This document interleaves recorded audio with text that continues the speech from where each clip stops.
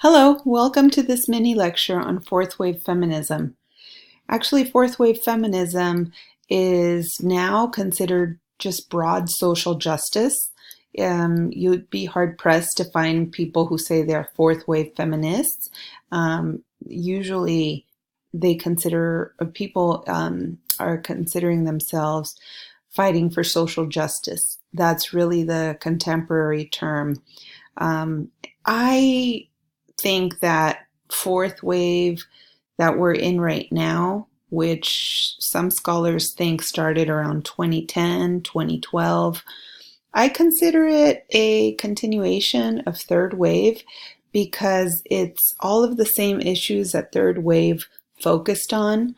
The gender wage gap, sexual harassment, assault, domestic violence, gender expression, classism, ableism, fighting heteronormativity. Heteronormativity is, the culture that promotes heterosexual as the norm.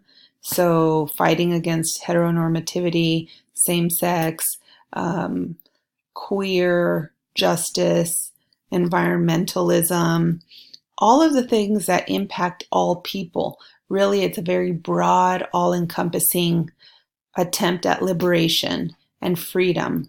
So you'll see images like this,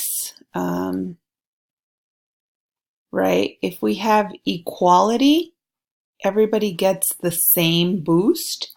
There are some people who have a privilege over someone else, and if you give everybody the same, you still have some people who are privileged over others. Equity, which is different than equality, equity is about ensuring that those who need something, who need assistance, who need empowerment, get what they need so that everyone has access and opportunity. But social justice takes it one step further and says, the problem is not with a person and what society gives them. The problem is with the structures that we have in place, the institutional injustice. So why don't we just get rid of the darn fence altogether that is preventing some people from having full opportunity? So social justice really looks at all the structures that prevent people from being the full human being that they can be, whether it's, social inequity for people of diverse sexualities, people with different physical abilities, children, the elderly, all of that.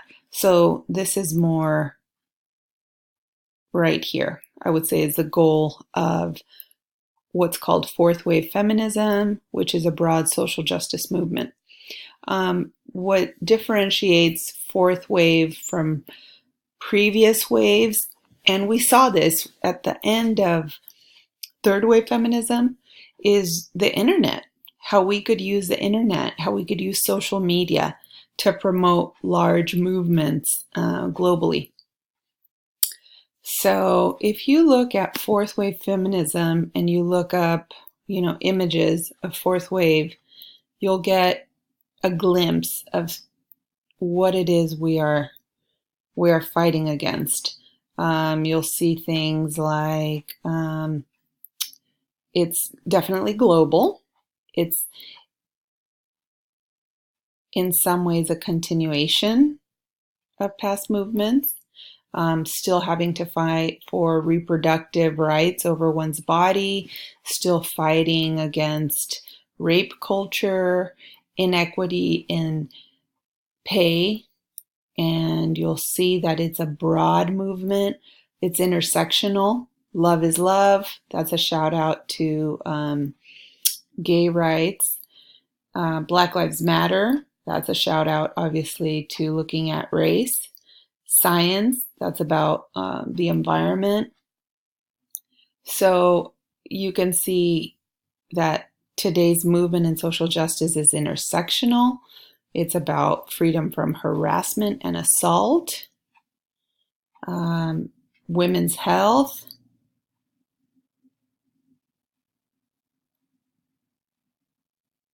freedom from victim blaming. I'm not asking for it, right? So when there's assault or rape or domestic violence, right, the way survivors are interrogated and questioned often makes them re-traumatized, makes them feel like in some way they're being accused for having caused this assault.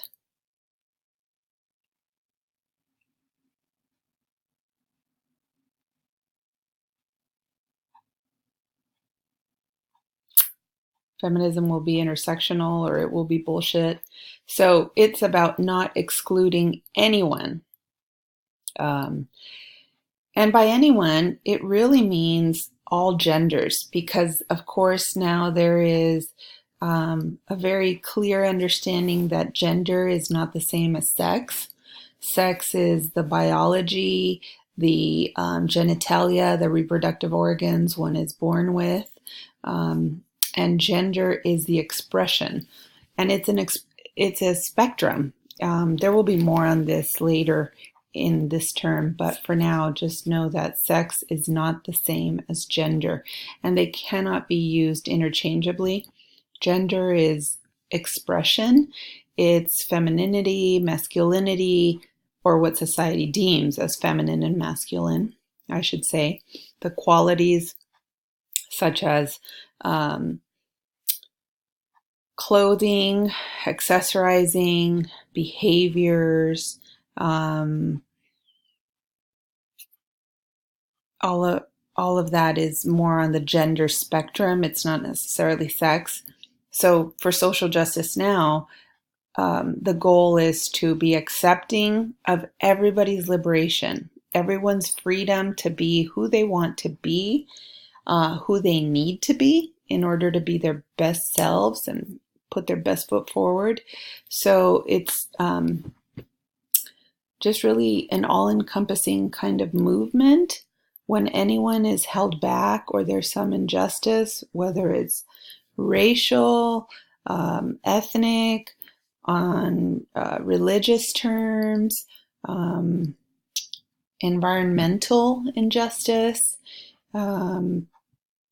class and opportunity having to do with wealth, all of that has to do with social justice. Here we see the online feminism. That's a key part of fourth wave. So you'll see in the 1972 film in If These Walls Could Talk, how the second wave feminists, the women's lib movement, there was still a lot of bias. There was still a lot of assumptions. The college organizers not wanting the lesbians to be part of their group for fear that the broader culture would think that it was a lesbian movement. And then even the lesbians, among themselves, there was some infighting and exclusion. That was a key word, right? When the friend started dating the other woman whose gender expression was more masculine, they didn't understand. They questioned it. There was some essentialism going on. Essentialism is when people assume that women are naturally born with certain feminine traits, like cisgender, and that men have masculine traits, and that they just fall into these categories that they're inherently born with. But now we understand that people are not inherently always born to behave feminine just because they're born with female genitalia, right? Gender is a learned social behavior or behaviors. And so in the 1972 film, you saw that they didn't understand the woman who didn't want to dress in a feminine way. Now, the lesbian women represented a group who believed that you should embrace who you are, and that is your power. Femininity is beautiful, and that is your power. Don't try to be masculine in your gender expression to try to have power. But the main character of that show and film was inclusive, and she didn't understand how her own friends were so prejudiced. She wanted them to understand that individuals are individuals, and they should just have the freedom to live out their lives as they choose. And so that main character ends up really setting the stage symbolically for what third wave and fourth wave feminists are fighting for.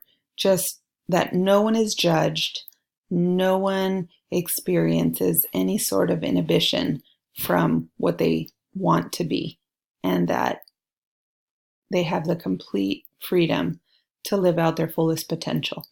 So here we are. I hope you enjoy the readings and the videos this week. This week I've decided to focus on assault. So be aware that that is, big with the Me Too movement. And it may be disturbing for some of you to read and watch some of the videos. Please feel free to take breaks as necessary. And as always, I'm here for you if you need to email me. Thank you.